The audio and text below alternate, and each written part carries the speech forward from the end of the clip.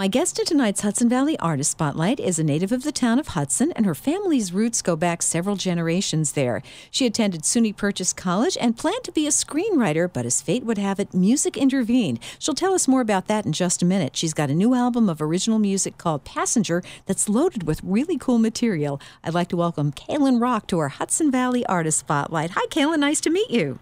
Hi, thanks for having me. I guess a good place to start is with the incident that I alluded to in the introduction, how you ended up playing guitar, writing songs, and ultimately making music a career choice. I was actually studying film at a workshop in Maine, and I wrote songs when I was younger, but there was something that started a spark in me of just wanting to write more music and expressing things more through lyrics. I consider myself to be a really visual person in terms of trying to express my ideas visually with photographs and filmmaking and even writing. But it was there that I just started playing one of my friend's guitars and just writing more music. And then when the summer was over, I just knew that that's what I was going to do. I did play guitar when I was younger, and I didn't play for a really long time. But you rediscovered it, and the rest, as they say, is history. Now, that was only, about 5 years ago? So you've gone from very little guitar playing to making writing and playing music your full-time passion and your career in a very short period of time.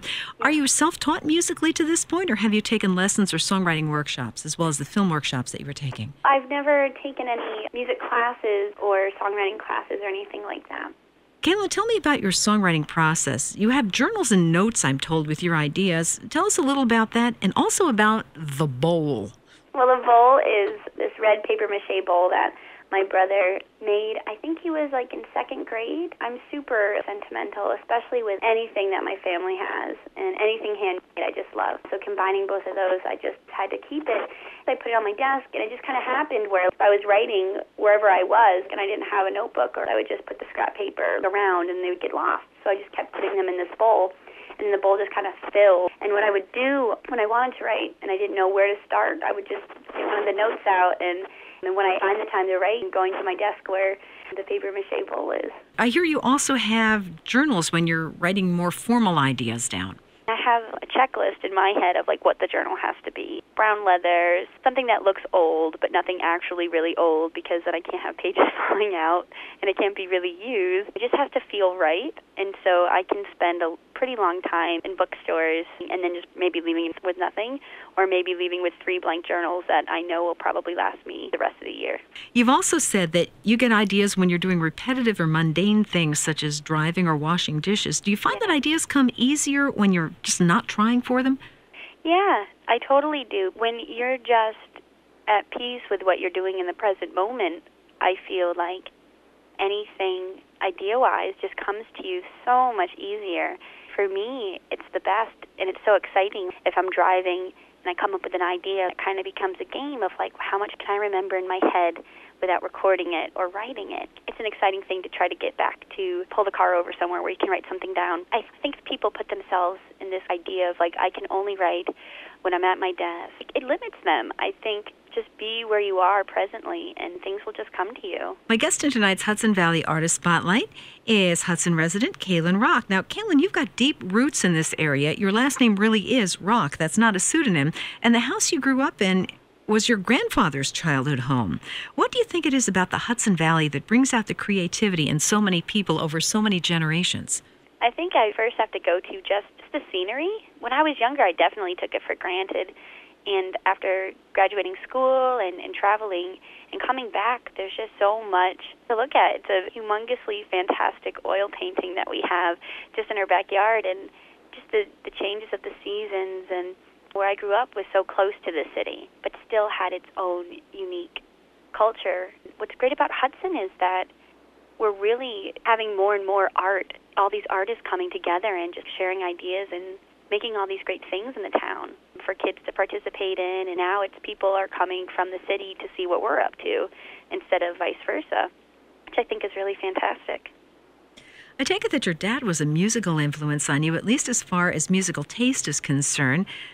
Yeah, my dad would play me Buddy Holly songs, and the music that we would listen to is Bruce Springsteen, Tom Petty, Elvis Costello. His taste in music was just something that I can't deny how important it was. When I was younger, he would give me a lot of Tori Amos albums. My biggest band to date that I've just been so caught up with musically was Guster. It's so funny how this worked out because the person that I recorded Passenger with tours with them as their audio engineer. And I just really love how the universe works in that way. That was just a coincidence. Yeah. Wow. I know. It was so cool.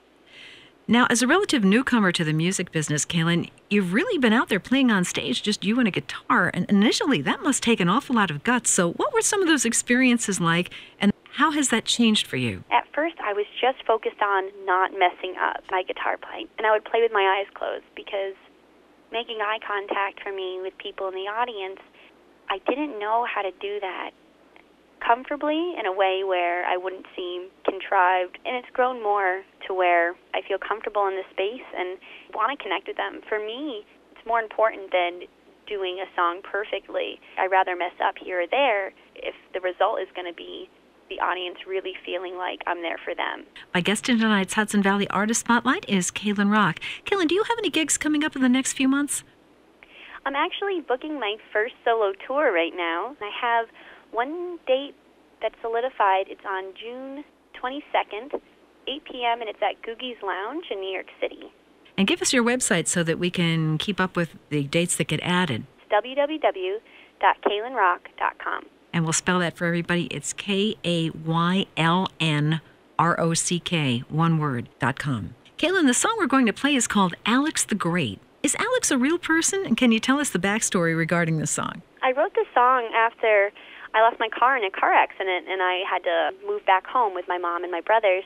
What the song was for me was just about a certain idea that everybody has of just looking for someone to love. You get really intricate in what you're actually looking for. I want someone that makes me feel this way. And I want something that's overwhelming romantically, but not going to take away my independence. At times, you can kind of contradict yourselves with what you want. Citing Alexander the Great had days when he forgot his name, and those times where we just get lost in whatever we're going through, and we just keep in mind more of the negative things that are going on with us than the positive. Even Alex the Great had days where he forgot his name, and just to not be so hard on yourself, and you'll find what you're looking for. Kayln Rock, many thanks for joining me in the Hudson Valley Artist Spotlight tonight. I want to wish you a lot of success with your new album, Passenger, your upcoming gigs, and your musical career in general. I think you're off to a terrific start. Here's Kayln Rock with Alex the Great on 100.7 WHUD. I'm only looking for some sun to come. I'm only looking for someone to swim for, holding hands with a baseball glove.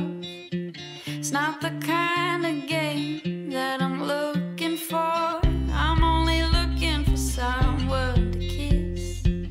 I'm only looking for someone I know I see waving back from the back of a train. A sweet that's a craving.